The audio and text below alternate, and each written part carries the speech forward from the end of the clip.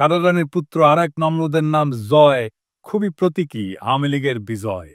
1971-এর সেই বিজয় যারে ভুল করে আমাদের মুক্তির যুদ্ধ বলে বোঝানো হয়েছিল। নমরুদের জন্মের পর এক পাকিস্তানি কর্নেল ঠিকই তারে নমরুদ বলে অভিহিত করছিল। শুনেন কাটাল রানীর নিজের মুখে। সেই দিন এক কর্নেল আসলো, আমি জয়কে কোলে নিয়ে দাঁড়ানো ছিলাম ইসের কাছে, ঠিক মানে জানলার সিকের কাছে দাঁড়ানো, আমি এপাশে ও পাশে আর্মির সেই কর্নেল। সে আমাকে জিজ্ঞেস করছে যে ওরা জানে যে আমরা নাম রেখেছি, আমার মনে হয় যেটা, তো জিজ্ঞেস করো তোমার ছেলে হয়েছে নাম কি?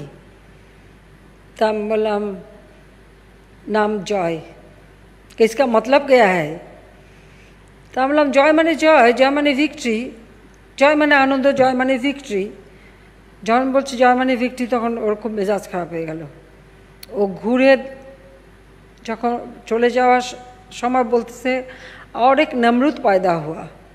সেই নমরুদ জয়ের মার্কিন নাগরিকত্ব আর আওয়ামী লীগ চিরতরে নিষিদ্ধ হওয়ার ঘটনা ঘটল একই দিনে। এই যে প্রতীকী ঘটনা।